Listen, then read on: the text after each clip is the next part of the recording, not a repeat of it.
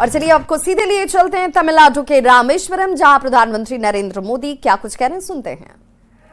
नई जॉब भी क्रिएट होती है, मेरे नौजवानों को रोजगार के नए अवसर मिलते हैं।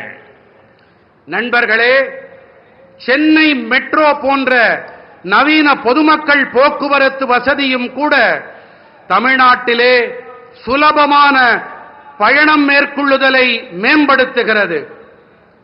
இத்தனை பெரிய அளவில் கட்டமைப்புகள் தொடர்பான பணிகள் நடைபெற்று வரும் வேளையிலே இவற்றின் அனைத்து துறைகளிலும் புதிய வேலை வாய்ப்புகளும் உருவாக்கப்பட்டு வருகின்றன.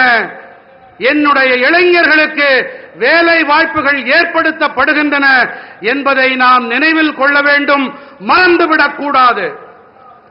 साथियों, बीते दशक में भारत ने सोशल इंफ्रास्ट्रक्चर पर भी रिकॉर्ड निवेश किया है।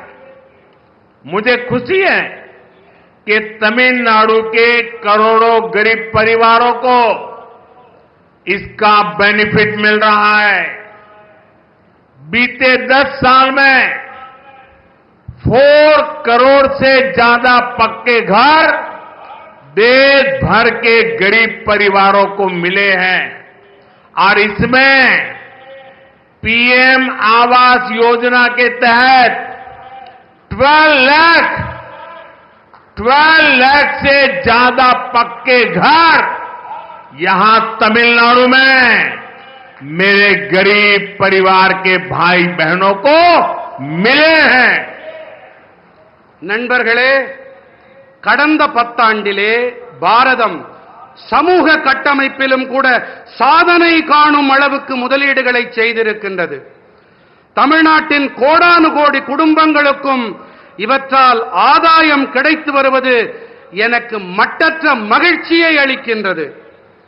கடந்த 10 ஆண்டிலே 4 கோடிக்கும் அதிகமானோருக்கு கான்கிரீட் வீடுகள் தேசமெங்கும் இருக்கும் ஏழை குடும்பங்களுக்கு கிடைத்திருக்கின்றது.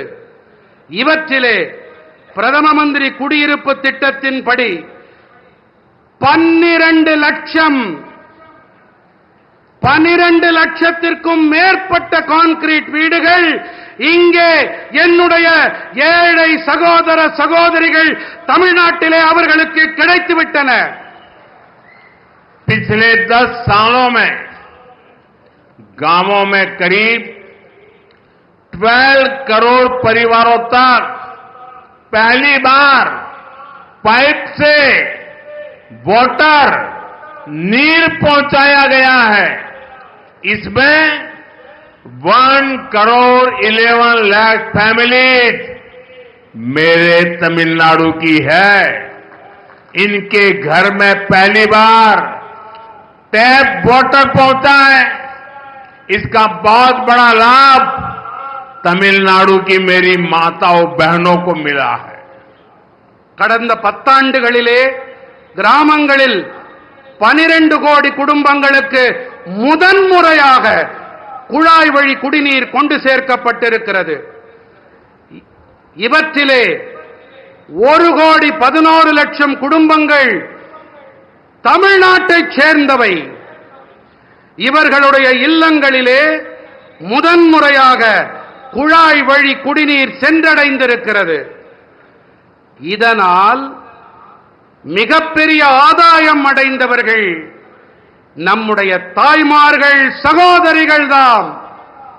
साथियों, देशवासियों को क्वालिटी और सस्ता इलाज देने से ये हमारी सरकार का कमिटमेंट है.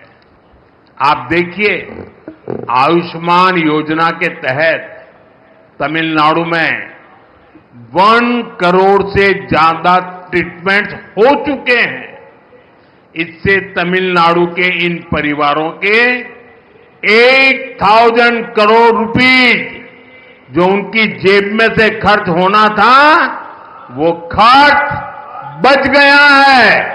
मेरे तमिलनाडु के भाई बहनों के जेब में 8,000 करोड़ रुपीज, ये बहुत बड़ा आंकड़ा है.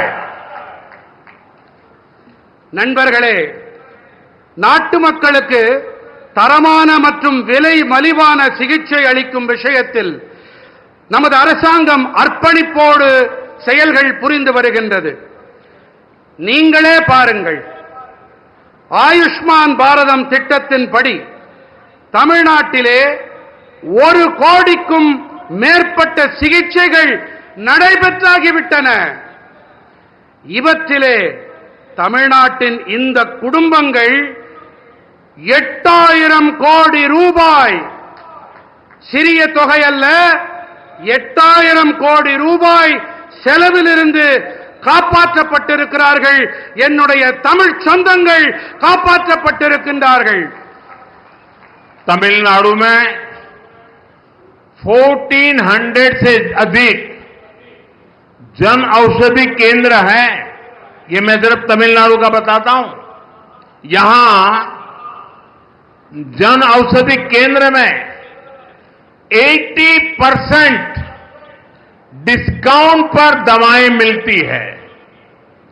इन सस्ती दवाओं से भी लोगों की जेब में 700 करोड़ रुपीज, मेरे तमिलनाडु के भाई बहनों के जेब में 700 करोड़ रुपीज की सेविंग हुई है.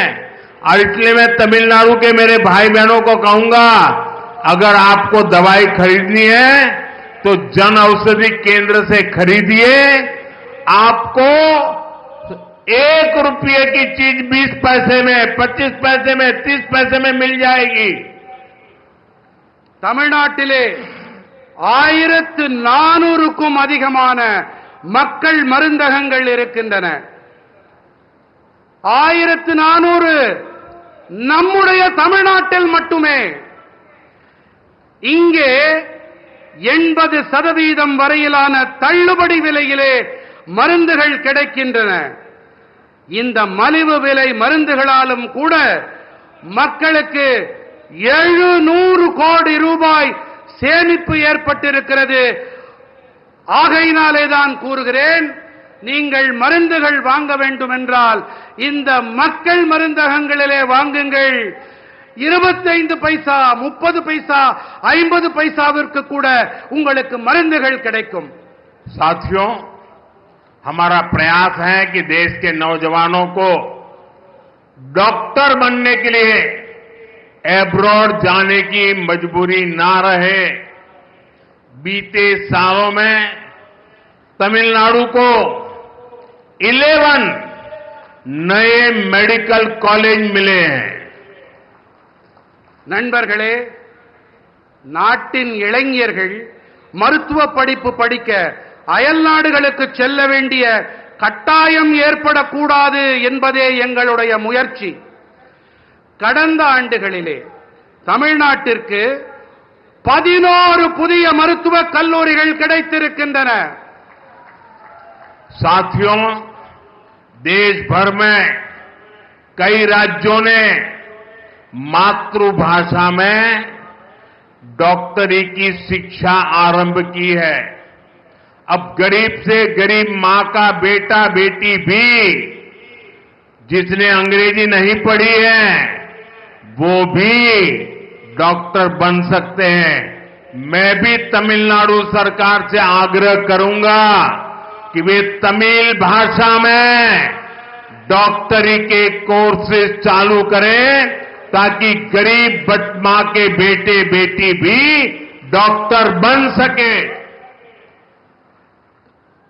மருத்துவ படிப்பினை அதை தமிழிலே செய்ய வேண்டும் என்பதே எங்களுடைய பேரவா. இதற்காக இந்த படிப்பினை படித்த ஏழை தாய்மார்களுடைய குழந்தைகளும் அவர்களாலும் இதை படிக்க முடியும். அதற்காகத்தான் மருத்துவ படிப்பினை கூட தமிழிலே அதை அமைக்கப்பட வேண்டும் என்று நாங்கள் விரும்புகிறோம். இதன் பொருட்டு நான் வேண்டி விரும்பி மாநில அரசிடமும் கேட்டுக்கொள்ளுகிறேன், இந்த ஏழை குழந்தைகளும் மருத்துவ படிப்பை படிக்க வேண்டும் என்பதற்காக பாடத்திட்டத்தினை தமிழ் மொழியிலே செய்து தாருங்கள் என்று வேண்டி விரும்பி கேட்டுக்கொள்ளுகிறேன். साथियों, टैक्स पेयर का दिया हर पैसा गरीब से गरीब के काम आए, यही गुड गवर्नेंस है। तमिलनाडु के लाखों स्मॉल फार्मर्स को पीएम किसान सम्मान निधि के तहत लगभग 12,000 करोड़ रुपए दिए गए हैं। तमिलनाडु के फार्मर्स को पीएम फसल बीमा स्कीम से भी 14,800 करोड़ रुपए का क्लेम मिला है। நண்பர்களே, வரி செலுத்துபவர்கள் செலுத்தும் பணம் மிகவும் ஏழ்மையில் வாடும் மக்களுக்கு துணை வர வேண்டும். இதுதான் நல்லாளுகை. தமிழ்நாட்டின் லட்சக்கணக்கான சிறு விவசாயிகளுக்கு பிரதம மந்திரி விவசாயிகளுக்கான வருமான ஆதரவு திட்டத்தின்படி சுமார் 12,000 கோடி ரூபாய் அளிக்கப்பட்டிருக்கின்றது. தமிழ்நாட்டின் விவசாயிகளுக்கு பிரதம மந்திரி பயிர் காப்பீட்டு திட்டத்தின் வாயிலாக 14,800 கோடி ரூபாய் காப்புறுதி பணம் கோரல் நிறைவேற்றப்பட்டிருக்கிறது. साथियों, भारत की ग्रोथ में हमारी ब्लू इकोनॉमी का बहुत बड़ा रोल होने वाला है। इसमें तमिलनाडु की ताकत दुनिया देख सकती है। तमिलनाडु का हमारा फिशरीज से जुड़ा समाज बहुत मेहनती है। तमिलनाडु के फिशरीज इंफ्रास्ट्रक्चर को मजबूत करने के लिए स्टेट को जो भी मदद चाहिए वो केंद्र सरकार दे रही है। நண்பர்களே, பாரதத்தின் வளர்ச்சியில் நமது நீல பொருளாதாரத்திற்கு மிகப்பெரிய பங்கு அமைய இருக்கின்றது. இதிலே தமிழ்நாட்டின் பலத்தை உலகமே பார்த்து வியக்க இருக்கிறது. தமிழ்நாட்டின் நம்முடைய மீனவ சமூகம் மிகவும் கடினமாக உழைக்கக்கூடிய ஒரு சமூகமாகும்.